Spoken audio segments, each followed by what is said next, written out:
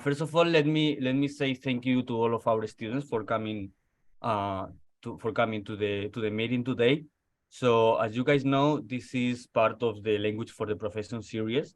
And the idea, the goal that we have here is that you guys as students can meet people who have been in a situation similar to you guys, who are already out in the professional fields, so that you guys can hear their experiences, during the university, after the university, but also you get the chance to ask questions to the speaker directly. So our speaker today is Christopher Fuchs, and he is the German Deputy Consul General in Chicago, where he focuses on science, business, and public affairs. He has worked on Ukrainian and Western Balkan issues at the Federal Foreign Office in Berlin, and has served in German embassies in Uzbekistan, Ukraine, Egypt, and Azerbaijan. And he's now in Chicago. So as a student, he studied Slavic studies and philosophy at Berlin's Freie and Humboldt universities and at Moscow State University, followed by European studies at the College of Europe in Warsaw, Natolin, in Poland. So let us get started. And as I was saying before, please feel free to either, keep your questions. That way you can maybe open the microphone after the presentation and ask the questions directly to our speaker, or you can write them in the chat, and then I will ask the questions afterwards. Okay, Christopher. So whenever you are ready, you can get started.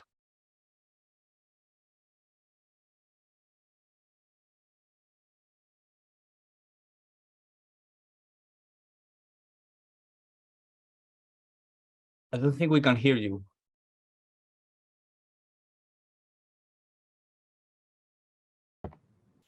Jose, I'm sorry, we had a technical problem. Can you hear me? I can hear you now. Yes. Okay, good. Sorry about that. Something went okay. wrong. So I guess you introduced me? I did. Okay, so hello everybody. Thanks for having me. I just wanted to give you sort of an overview of what language means in my job. Oh, by the way, my name is Christopher Fuchs, and this is Monique Thom. She's a colleague who's come to us to Chicago for 9 months, and she arrived yesterday, and she's just here to see what we do. This is part of our job. So yeah, my mother is from England, so my father's German, my mother's English. I'm the oldest child, and we grew up speaking English in the family, and then over time, we had guests who didn't speak English, and we went to school, and so over time the importance of English eroded a bit. But it was always present. We would go to England for summer vacations and things like that. So I had a bit of a head start there. My kids at school today, I think in Germany, English is more present than it used to be when I was growing up, simply because of the internet, and there's so much media around, and maybe people watch movies in English. That was not the case when I was growing up. So I started officially learning English when I was 11 or something like that, and then in 5th grade, and then we would start learning a second language in 7th grade when we were sort of 13. That would either be Latin or more typically French, and if you really wanted, you could have a third language in high school, which I did. I took Latin, but yeah, that didn't get me very far. I think that's an experience many people can relate to. And then I did my national service. When I was 20, we still had, compulsory national service. I didn't go to the army. I went to France and Belgium, French-speaking Belgium, where I was working in an interesting combination of a refugee center and a conference center. So the same building was used by on the one hand, people who were asylum seekers, and on the other hand, just businesses who would have a retreat and discuss things. That was an interesting mix. And that was in France, and then also in French-speaking Belgium. So that gave me a good basis for French. And then I started studying Russian at university and went a lot to Central and Eastern Europe. And there, I mean, French is required for the Ministry of Foreign Affairs, but my career has basically been based in countries of the former Soviet Union. I had one stay in Egypt. That was the exception, but otherwise I've been to Azerbaijan and the Caucasus. I've been to Ukraine, and before I came to to Chicago, I worked in Uzbekistan and Central Asia. All of these countries have languages of their own, but Russian is still quite important and will get you around if you don't speak the language that is native to the region. I think that will change in Ukraine now, although the languages are fairly similar. So I guess there will be a time when everybody in Ukraine speaks Ukrainian as a first language, but I guess people will always understand Russian. Basically, I could go into all sorts of things. We were there's obviously the linguistic aspect. What does it mean to work in a foreign language that is not your own? Even if you speak it quite well, you always give the impression, or if it goes well, you give the impression that you really, you're one of them and you speak the language. But what I found is people overestimate it. If the language I grew up in, the language I studied in, German, that's the language where I really know every detail. I can really express myself. Every other language, I'm sort of somehow, almost it feels as if I'm faking it. It's it's even with English, which I've spoken all my life, and I read most of my books in English, and still, it's not my language. I have a funny accent. Nobody has, I speak to. You don't speak like me. People in England don't speak like me. So that's sort of weird, and there's always an element of distance to when you work in a different language. You also, I find you have different personalities because you somehow pick up the way people behave in the country or in the culture whose language you're speaking. I remember people sometimes say you're a different person when you speak Russian or English. So, and I think they're right. I feel different as well. So that's something we could explore together.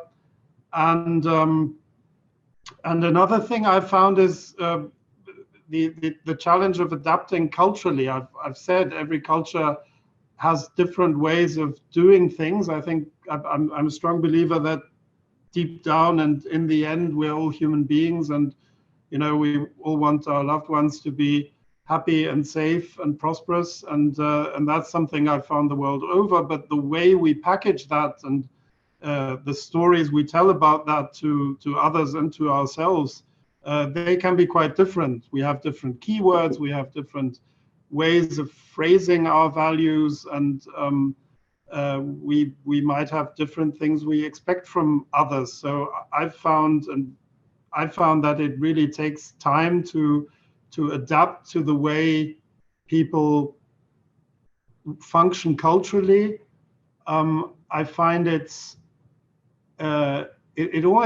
always takes a year, and there's sort of different phases. You might have heard this. First, you think this is fantastic and exciting and different and romantic, and then you start not achieving what you want to achieve, or you don't know how to do things, and then you get frustrated, and then you think, why did I come here? And then after a time, you sort of get used to that, and you just you get on with your life, and you just know there's certain things I can expect, there's other things I can't expect. This is what they do better, this is what they do worse, and you just work with it. By the way, you would expect someone from Germany, a Western country, would find it easy to work in the United States, but I've found it's not as similar as you would think it is. And that's almost a difficulty. If you go to a place like Uzbekistan, it's perfectly clear that things are different from where you come from. But, you know, if you come to a country that's English speaking and sort of we're close allies and we've, you know, we share a lot of history, you would somehow think that I just function from the first day, and that's just not the case. So it takes a lot of getting used to. I've only spoken for 7 minutes and 20 seconds, but I'd almost like to open up for questions here, and I'm very happy to get into any detail of what I did in my national service or what it's like to be a diplomat or how you become a diplomat. But maybe I'll do that when you tell me what you want to know more about.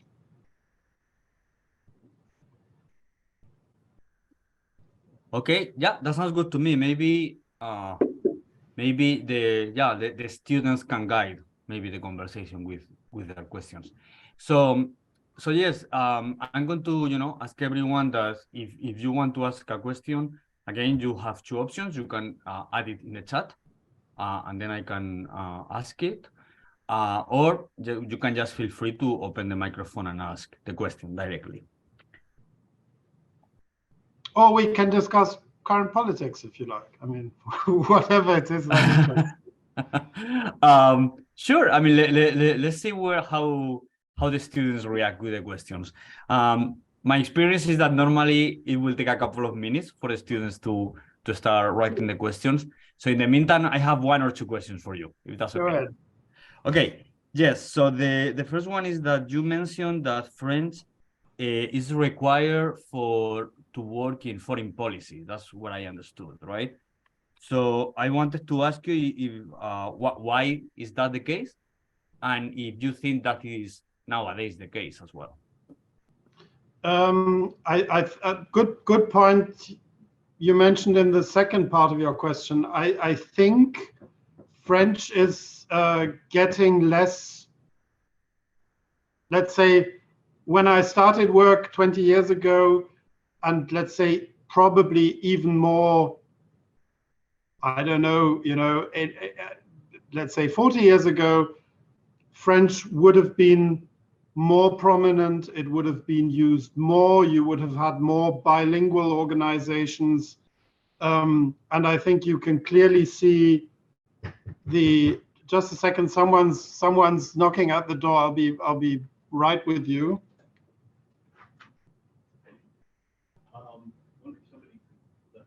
Oh, okay. Just a second. Two. Yeah. Yeah. Okay. Sorry about that. So, no, it's okay. So yes, French. I mean, if you look at anything before World War I would say French had the role English plays today. You know, French was the international language, at least in the West. I mean, I guess in, let's say, East Asia or in the Arab-speaking world, there might have been different situations. I'm quite sure there were different situations. But in the Western world, French was the international language. You still see that in the organizations that were founded in the 19th century, like the International Postal Union or other organizations like that. It's French first and English second, if at all. At least on the level of, you know, what the organization is called. Then I guess after World War I, English becomes more prominent, and really with the dominance of the United States after World War II, slowly but surely English took over. However, French is very often still, it's one of the 6 official languages of the United Nations, the others being Spanish, Arabic, Chinese, and one I can't think of at the moment. I should know that, but anyway.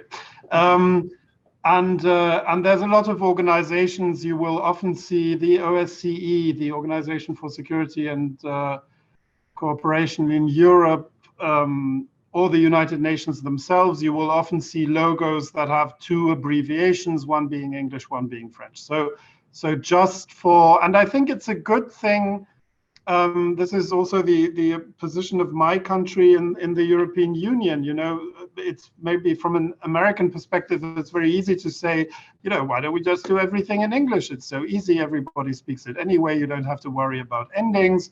You know, how convenient. And we all agree we speak English from now on, and that's it. But actually, and I'd like to speak a bit about the linguistic situation in the US as well. That's a sort of a wrong convenience because, yeah, okay, everybody speaks English, great. So whereas everybody has two sides of their brain and has, you know, the ability to think like someone else and to understand a culture that is not their own and to understand that you can phrase the reality in different ways and you can look at it in different ways. If you're an English speaker and you say, I don't have to learn foreign languages because, you know, I'm an English speaker, you're depriving yourself of that, you know? I mean, and it's just, for me, it's been so valuable. And Jose, I guess you probably agree. I see you nodding. You want to, believe me, you want to put the effort into learning, if possible, multiple foreign languages, because it's just, you get so much more out of it than you put into it. And I've learned Russian. That's really that's a lot of work, and that's a lot of endings and a lot of irregular verbs. But still, it's just being able to function in an environment that's not naturally your own is absolutely worth it for your development. Also, I mean, the chances are clear, you know, I mean, I don't have to speak about the job opportunities that, you know, there's a job somewhere in, I don't know, China, you know, who gets the job? You who speak Chinese or the other person who doesn't? I mean, clear, yeah. But just for your own personal development, it's, I would say there's very little you can do which is more valuable to just have an access to the world. I find it interesting that in the United States, a lot of immigrants do not teach their children their languages. And I think that's because they think that, you know, they should become American as soon as possible. And you know, and we want them to speak English and have a head start. I mean, no immigrant can teach their child English the way the kids on the street can. So what you as an immigrant parent can do is give them another additional language. I'm pretty convinced, and I think research has shown that knowing a second language also improves your other language skills. So I'd like to argue your English will be better if you grow up with a different language at home. It's not sort of a zero-sum game. It's actually adding onto each other. So please convince your friends who have foreign languages to pass them on to their kids. I mean, if they are their natural native languages, I'm not advocating to, you know, learn a language and then try to teach it to your kids. But if you have one from home, teach it, pass it on. You know, nobody is a worse American. You won't believe the amount of people in high positions you meet, or, you know, actors, celebrities, who speak remarkably good German because they had a grandmother who taught it to them, you know, and they're no worse Americans for that. So you asked about French. That's it's I think a bit of it is tradition, and I think my French colleagues would argue it is also, you know, they would argue that French is just an international language as English is. That can be debated. But I think it is important that there's not just one language, but that we keep in mind that we as human beings, we have thousands of languages, and let's at least use 2 of them or 6, like the United Nations, to make this clear that there is no one language of humanity, but that humanity has thousands of them. Exactly. Yes, thank you. So I have a few questions from some of our students here. So Justin Hansen asked, with regards to learning another language, do you think it is possible to become fluent in his case is German, while living in America, where the use of this language is very rare? Yes, but but I mean, it will take, let's say, it will take better organization than if you lived in Germany. But you can also live in, you know, you can study in English in Germany. You can happily live in Germany without ever learning a word of German. So, and I think you can be pretty fluent in any language by just meeting people, using it. You know, set your mobile phone, have a German radio station you want to listen to, and when you wake up in the morning, listen to it. You know, you don't have to understand everything, just listen to it. Get used to the sounds, get used to the words that repeat themselves. I'm just trying to, you know, get a bit of fluency in Italian. I know French, I had a bit of Latin. I don't speak Italian, but I listen to books in Italian, you know. I mean, if you want to, you know, we're not all reading academic papers all day long, you know, sometimes you just want to have a crime story or something, listen to it in German if you want to, you know. And you live in the best of times to do that. When I was a kid, you know, and my father would bring a foreign newspaper from Frankfurt, that was a medium-sized event. You know, these days you can just read any newspaper you want, and it's no more work than reading it in English. So use it. And there's this guy, I can't think of his name now, a professor who has this theory of meaningful input.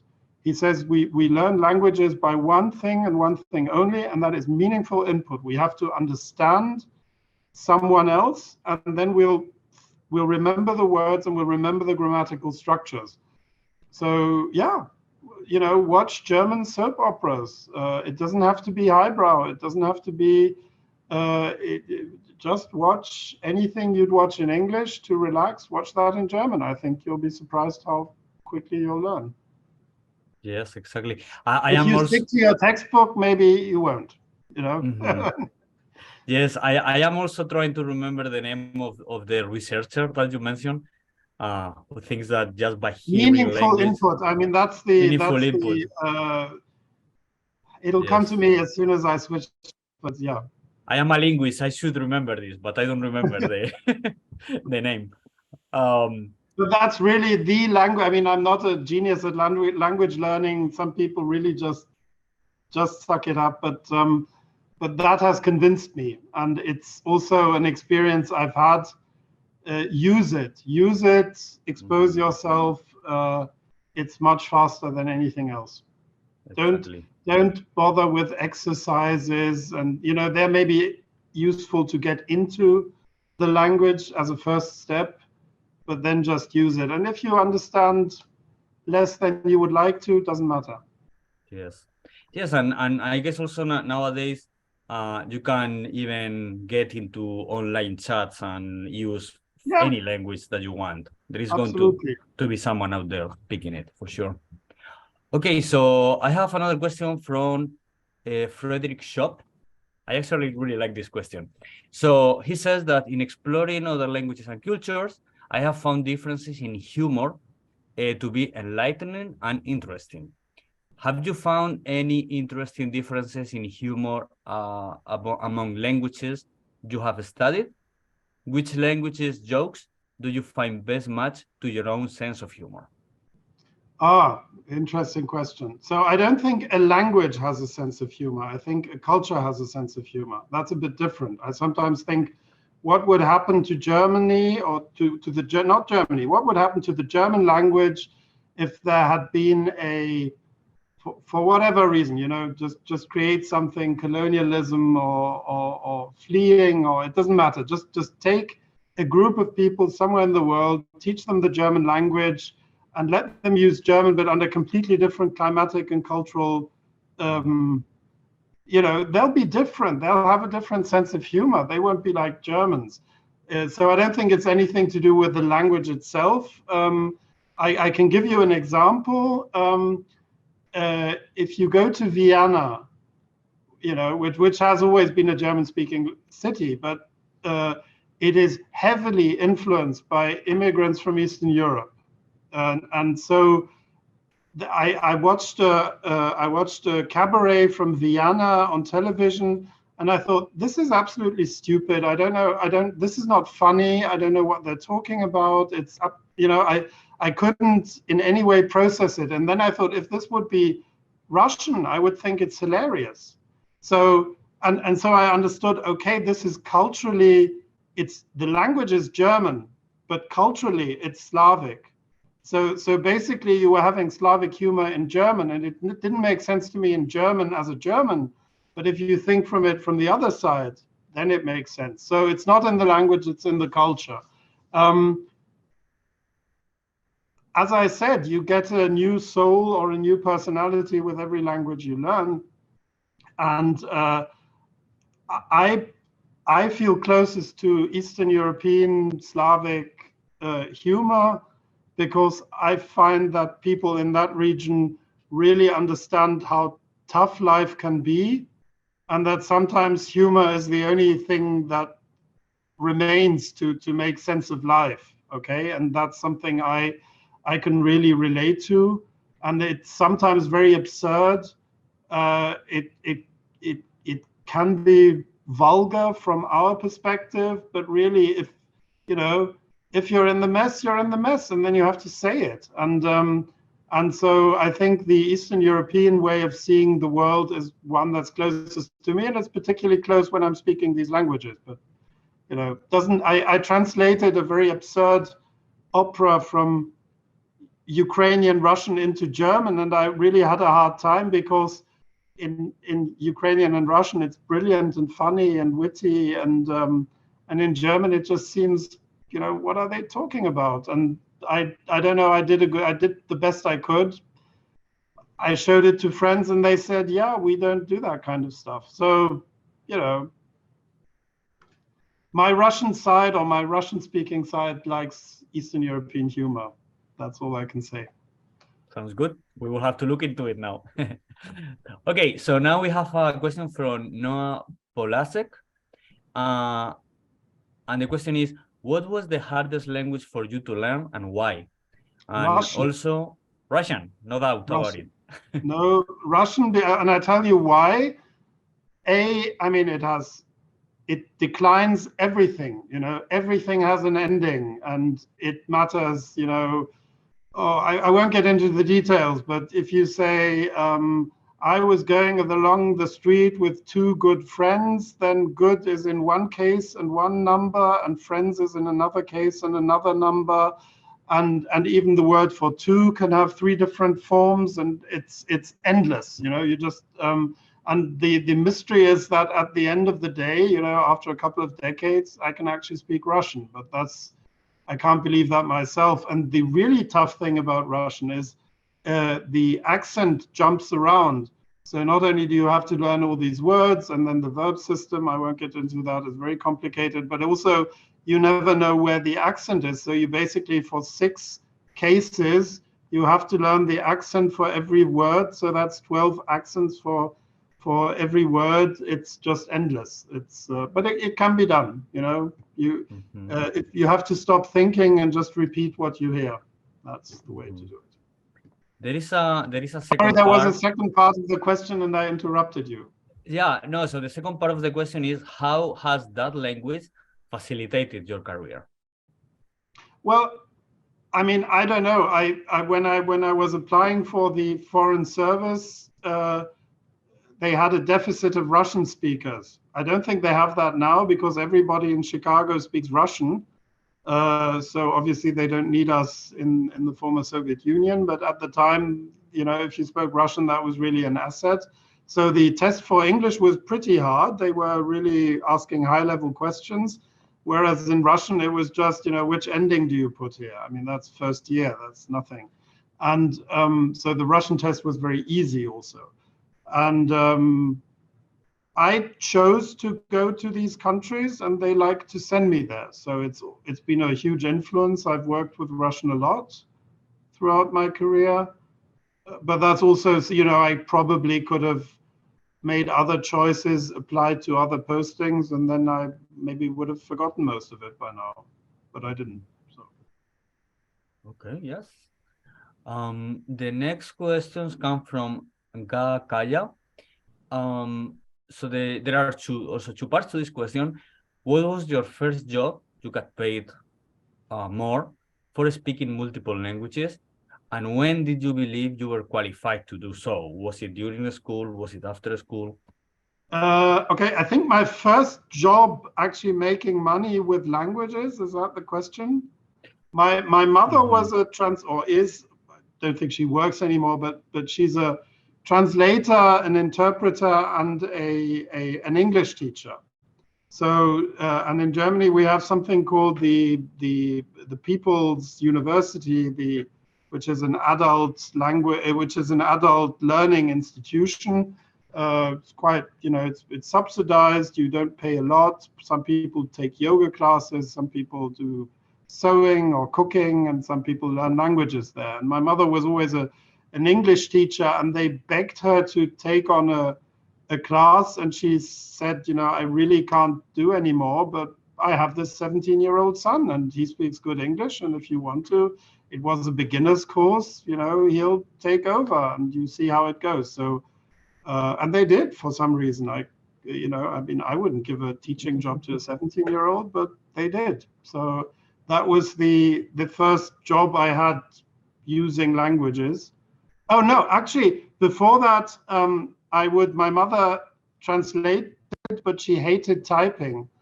So she would dictate with a cassette recorder, she would dictate her translations, and she needed someone to type it out. And I think I did that before I was teaching, and that really did wonders for my spelling. My English spelling was not good, but if you do it for money, then you have to be better. So that helped me. Yeah, that was what I was doing in high school. Yes, so you started very early taking As a cottage industry in the family business, yeah. Mm-hmm.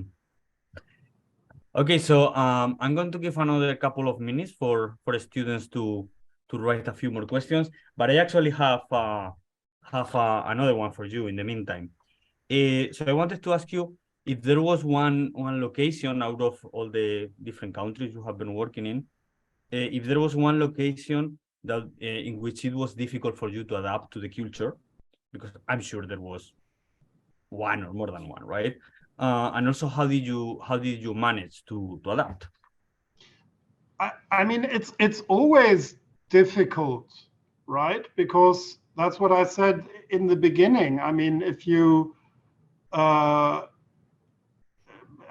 could tell you that about. I felt very at home in Ukraine when I was stationed in Kiev. That was not very challenging, I must say, because I felt I was quite well equipped. That's not to say there were no problems, but I really felt at home there.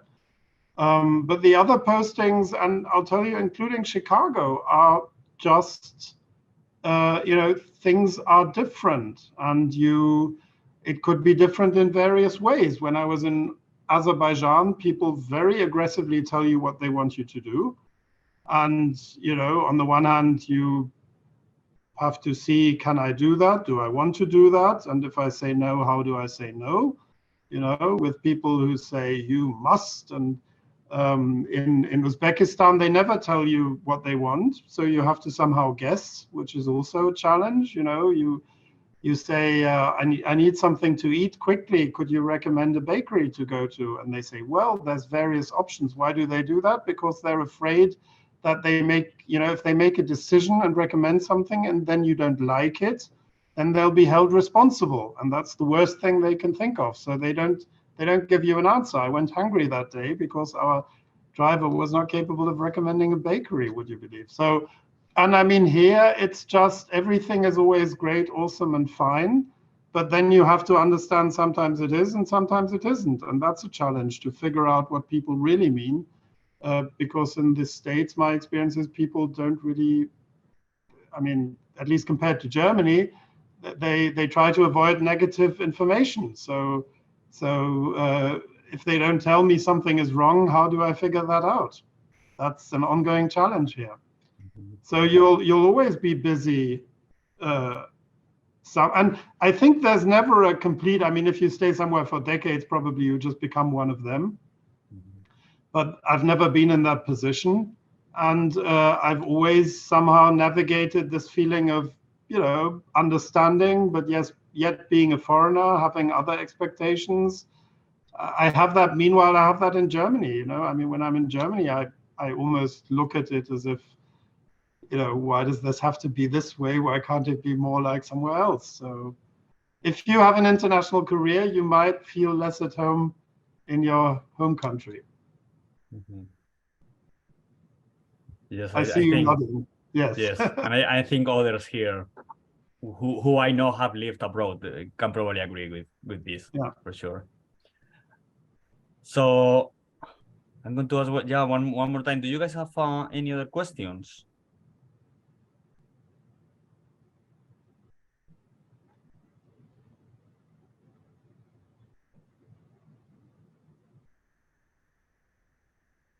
Well, I think maybe we can leave it here. Oh, Teresa Howard has a question. Yes.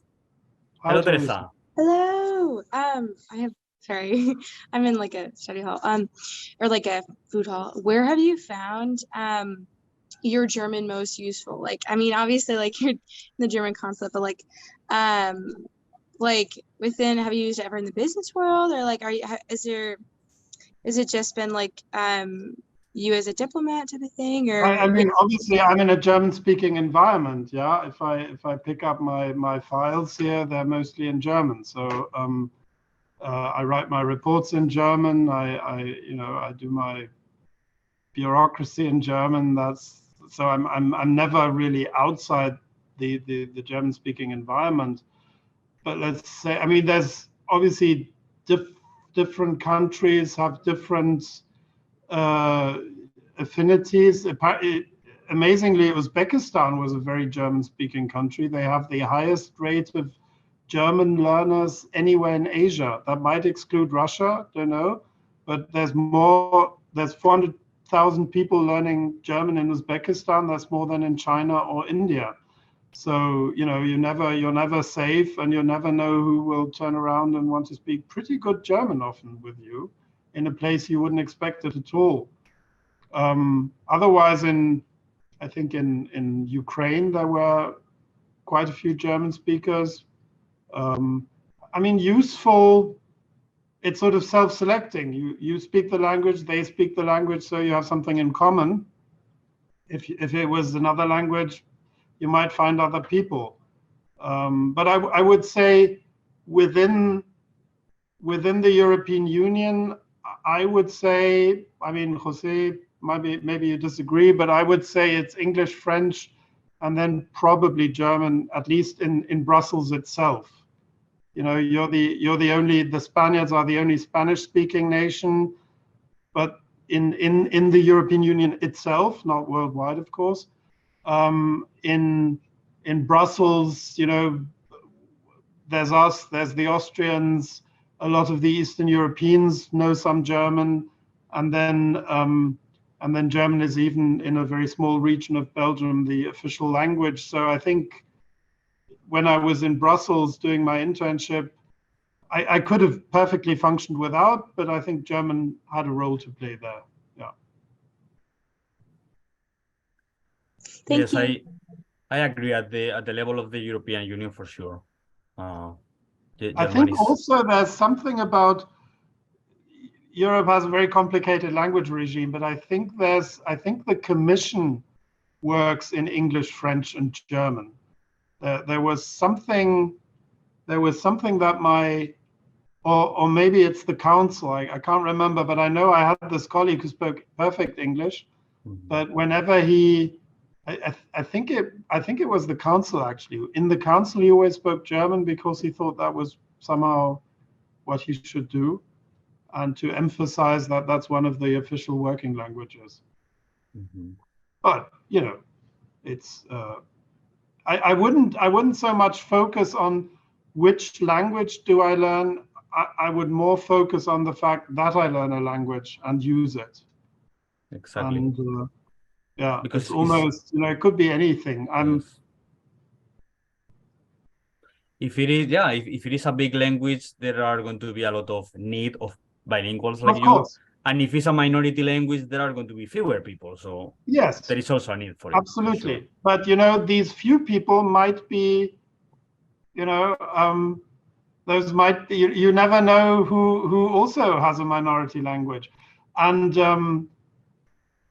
I also just wanted to mention that, you know, you think of the European Union as so completely English speaking, but in Latin America, the European consulates and embassies have their meetings. We meet once a month for just, you know, to check that we're on the same song sheet. And in Latin America, these meetings are in Spanish. So it's just because that's the main language there. So even the Europeans use it. And you're expected to know it. You can't say, sorry, I don't speak Spanish. That's not an option. So the meetings are in Spanish. Yeah. For sure. So I have another question here from Jacob Dalton, and he asks what it looks like two questions together. So first is what I understand as a general one. How much do you feel like knowing a language opens up opportunities for you? That is a general question, right? And then could you tell a difference in places where you didn't know the language and when in places where you did know the language? Oh yeah, let me start with that. Oh, sorry. Yes. No, go ahead. Was there? Yes, no, the question asked for that type of comparison, like knowing the local language or not knowing it, how does it make a difference? I mean, I can give you a direct example. I mean, except when you like, I was in, you know, I mean, in Europe, most of the languages are at least related. You know, they're either, I mean, I speak English and German and French, so you know, I mean, if I went to Spain, I probably could read a lot of it because I speak French, so Spanish isn't that completely different. There's one country, I mean, there's actually two countries in Europe which are really different.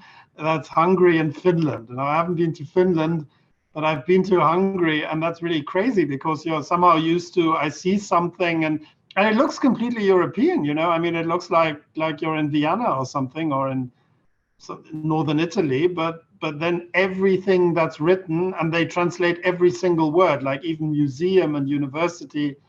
Not sure about museum, but university, they have a word of their own for everything, so you can't understand anything, and you know, no sign, nothing. There's nothing to go by, so that's pretty weird.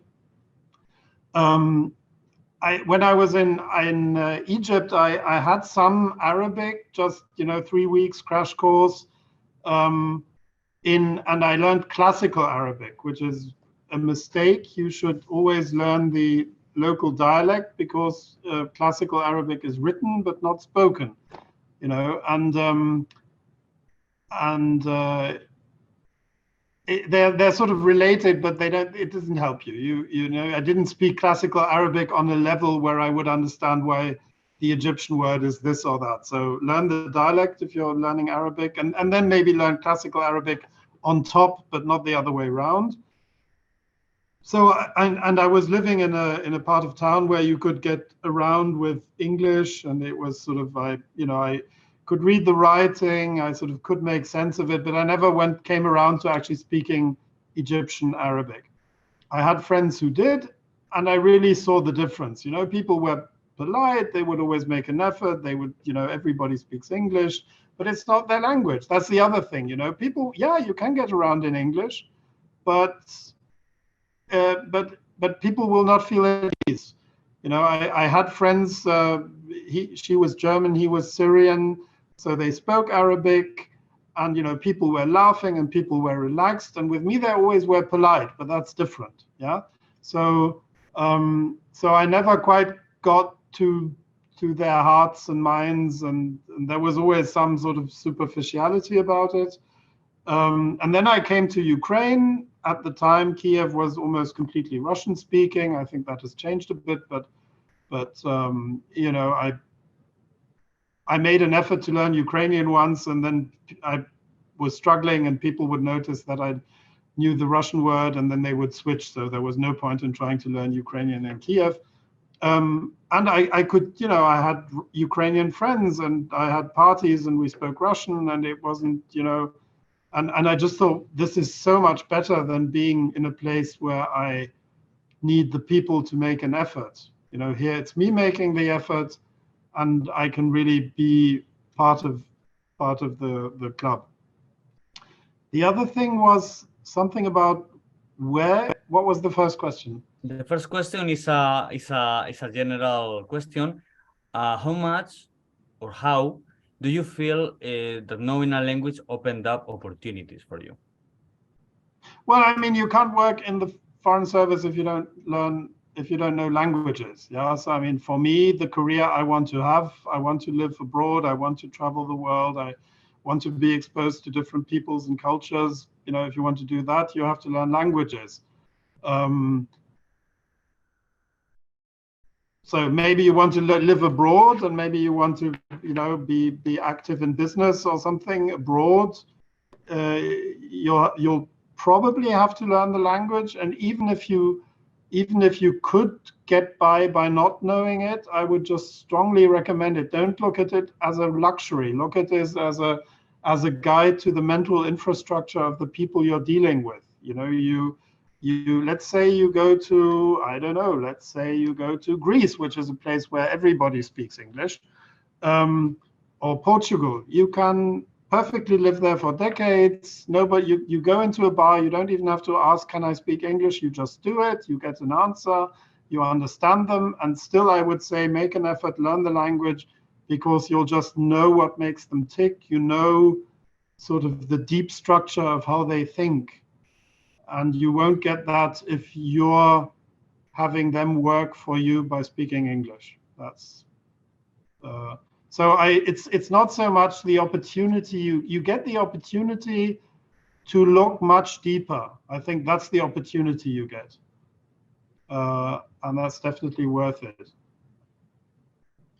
And I'm saying that as someone, I mean, I know language learning can be hard. I think it's also exaggerated. Just, go on the internet. Don't get out of your comfort zone. Watch your soap operas. Next time you want to watch Star Wars or whatever it is, watch it in the foreign language. You know the plot anyway. It'll just help you, and that's uncomfortable. You've had a hard day. You want to relax. Okay, relax, but watch it in the foreign language, and that'll get you kick-started. So it's not as difficult as it's made out to be. It's perfectly possible. I know, X amount of people who are really fluent in foreign languages and who became it later on. You don't have to grow up bilingual to be bilingual. Absolutely. Yeah. Absolutely. So I have here one more question from Daniel McDonald. I'm not sure if I understand the question, so maybe Daniel can clarify it for us a little bit.